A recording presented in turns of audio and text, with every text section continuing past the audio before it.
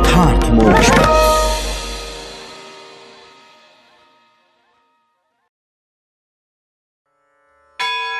তৃতীয় অধ্যায়, সেনাপতিগণ সহ মহিষাসুরকে বধ। দেবী জগদম্বার স্ত্রী অঙ্গের কান্তি উদয়কালীন সহস্র সূর্যের মতো। তাঁর পরনে রক্তবর্ণ কৌশেয় বস্ত্র। তিনি নরমুণ্ডমালিনী। তাঁর স্তনযুগল রক্তরঞ্জিত। চার কমল হস্তে অক্ষমালা, বিদ্যা ও অভয় তথা বড় মুদ্রাধারিণী। তাঁর মুখমণ্ডল ত্রিনয়নে শোভিত ও কমলবৎ সুন্দর। उद्यभदानुसहस्रकान्तिमरुणक्षौमां शिरोमालिकां रक्तालिप्तपयोधरां जपवटीं विद्यामभीतिं वरम् हस्ताब्जैर्दधतीं त्रिनेत्रविलसद्वक्त्रारविन्दश्रियम् देवीं बद्धहिमांशुरत्नमुकुटां वन्देरविन्दस्थिताम्। তাঁর মাথায় চন্দ্রের সাথে রত্নময় মুকুট এবং তিনি কমলাসনে অবস্থিতা। সেই দেবীকে আমি ভক্তিপূর্বক প্রণাম করি।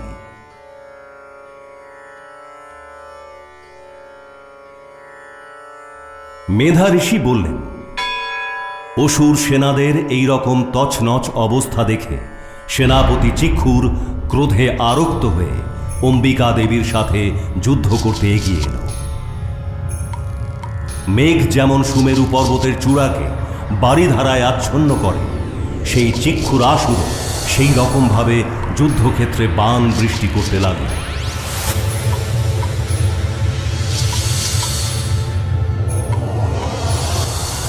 অনন্তর দেবী স্বীয় বাণের দ্বারা চিক্ষুরের বাণ সকল অনায়াসেই ছেদন করে তার রথের সারথি ও অশ্বগুলিকেও বধ করলেন।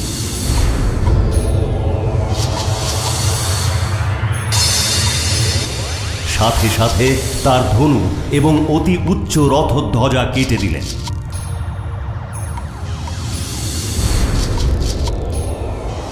পরে ধনুকহীন সেই অসুরের সর্বাঙ্গ বাণ দ্বারা বিদ্ধ করলেন।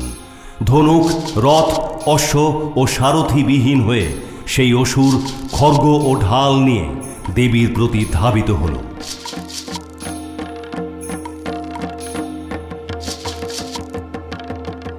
তীক্ষ্ণ ধার খড়গ নিয়ে সিংহের মস্তকে আঘাত দিয়ে দেবীরও বাম হাতে মহাবেগে খড়গ প্রহার করল।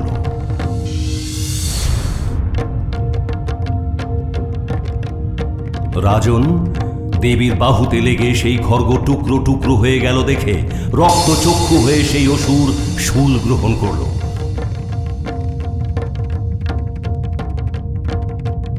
অনন্তর সেই মহাসুর ওই শূলটি ভগবতী ভদ্রকালীর দিকে নিক্ষেপ করল। সেই শূলটি আকাশে ওঠা মাত্র সূর্যমণ্ডলের মতো নিজের তেজে জ্বলে উঠল। সেই শূলকে নিজের দিকে আসতে দেখে দেবীও তাঁর নিজের শূল নিক্ষেপ করলেন।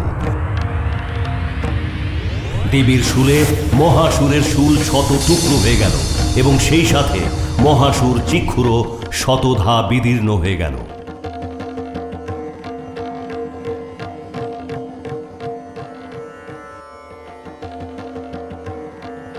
মহিষাসুরের সেনাপতি মহাপরাক্রমশালী চিক্ষুর নিহত হলে দেব শত্রু চামর হাতির পিঠে চড়ে যুদ্ধ করতে এলো।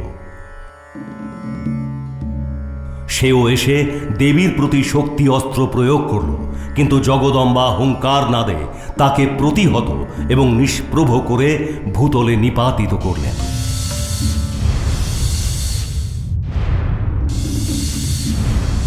শক্তি অস্ত্রকে ভগ্ন এবং ভূপাতিত দেখে চামরাসুর খুবই ক্রুদ্ধ হল।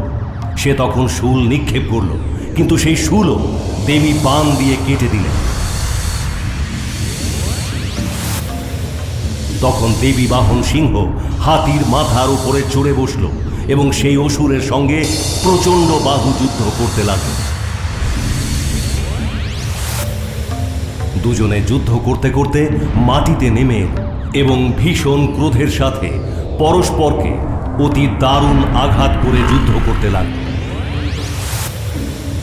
তারপর সিংহ ভীষণ বেগে আকাশের দিকে লাফিয়ে উঠলেন এবং সবেগে নিচে নামার সময় করাঘাতে চামরের মাথা শরীর থেকে বিচ্ছিন্ন করে দিলেন। এইভাবে শিলা ও বৃক্ষের আঘাতে রণভূমিতে দেবী উগ্রাসুরকেও বধ করলেন এবং দন্ত, মুষ্টি ও চপেটাঘাতে করলাসুর ধরাশায়ী হল। ক্রুদ্ধা হয়ে দেবী গদাঘাতে উদ্ধতাসুরকে, ভিন্দিপাল দিয়ে বাষ্কলাসুরকে এবং বানাঘাতে তাম্রাসুর ও অন্ধকাসুরকে চূর্ণ বিচূর্ণ করলেন। ত্রিনয়না পরমেশ্বরী ত্রিশূল দিয়ে উগ্রাস্য, উগ্রবীর্য ও মহাহনু নামক অসুরদের বধ করলেন। তরোয়াল দিয়ে বিড়ালাসুরের শরীর থেকে মস্তক ছিন্ন করে ফেললেন। দুর্ধর ও দুর্মুখ এই দুই অসুরকেও নিজের বাণ দ্বারা জমালয়ে পাঠিয়ে দিলেন। এইভাবে নিজের সৈন্যদের বিনষ্ট হতে দেখে মহিষাসুর মহিষের রূপ ধারণ করে দেবীর সৈন্যদের ভীতি সঞ্চার করতে লাগল। কাউকে নিজের মুখ দিয়ে আঘাত করে, কিছু সৈন্যকে ক্ষুর ও প্রহারে, কাউকে কাউকে লেজের আঘাতে, কাউকে কাউকে আবার শিংয়ের আঘাতে বিদীর্ণ করে, কিছু সৈন্যদের দ্রুত গতির দ্বারা, কিছুদের গর্জন দ্বারা, কাউকে কাউকে আবার চক্রাকারে ছোটাছুটি করে, আর অন্য অবশিষ্ট কিছুদের নিঃশ্বাস বায়ুর আকর্ষণে ভূতলশায়ী করে দিল। দেবীর প্রমথ সৈন্যদের এইভাবে নিপাতিত করে মহিষাসুর এইবার মহাদেবীর বাহন সিংহকে বধ করবার জন্য ছুটে গেল। এতে জগদম্বা দেবী ভয়ানক ক্রুদ্ধা হলেন। তাতে আবার পরাক্রমশালী মহিষাসুরও অত্যন্ত ক্রুদ্ধ হয়ে পায়ের খুর দিয়ে ভূমি বিদীর্ণ করে নিজের শিং দিয়ে উঁচু উঁচু পর্বতশৃঙ্গ দেবীর দিকে নিক্ষেপ করে গর্জন করতে লাগল। তার সবেগ দৌড় ঝাঁপে পৃথিবী ক্রুদ্ধা হয়ে কাতর হলেন। মহিষের লেজের তাড়নায় সমুদ্র উদ্বেলিত হয়ে সব ভাসিয়ে দিল।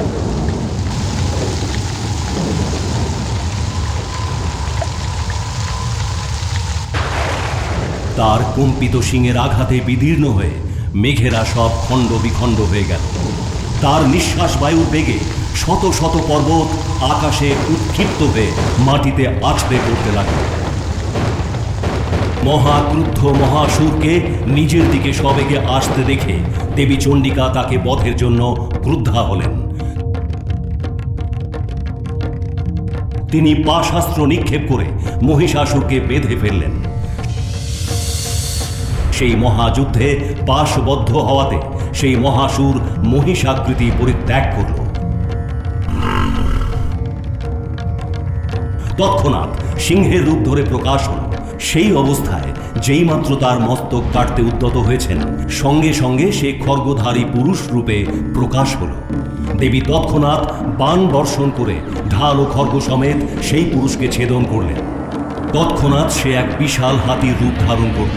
সেই বিশাল হাতি নিজের সুর দিয়ে দেবী বাহন সিংহকে আকর্ষণ করে গর্জন করতে লাগল।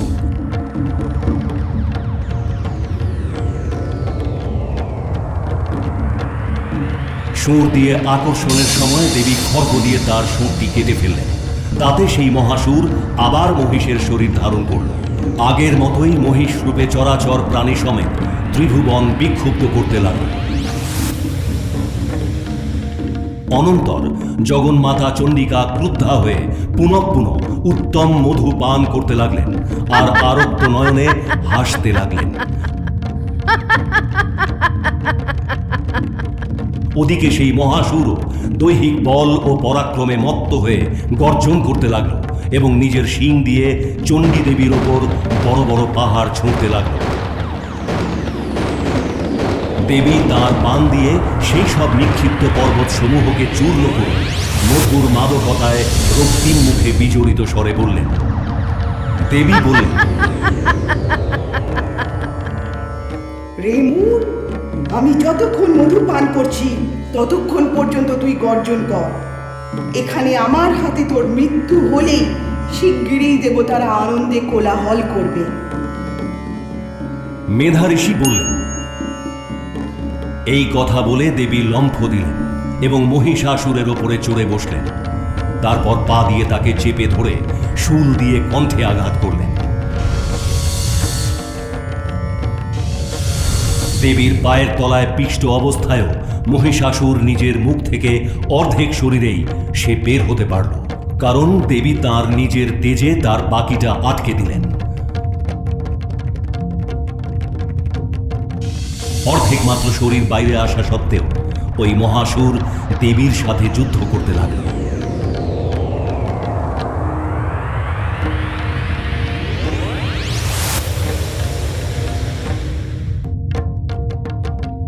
তখন এক বিশাল খড়গাঘাতে দেবী তার মাথা কেটে মাটিতে লুটিয়ে দিল। তখন দৈত্যের সৈন্য সকল হাহাকার করতে করতে পালিয়ে গেল এবং দেবতারা অত্যন্ত আনন্দিত হলেন।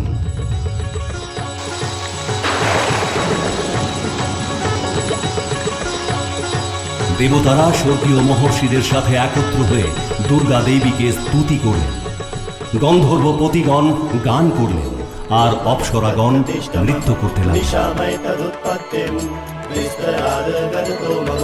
महामायानुभावेन यथा मन्वन्तराभिव सा बभूव महाभागः सावर्णिस्तनयो रवे स्वारोचिषे अन्तरे पूर्वं चैत्रवंशसमुद्भवः सुर्गो नाम राजा। গন্ধর্ব পতিগণ গান করলেন আর অপ্সরাগণ নৃত্য করতে লাগলেন।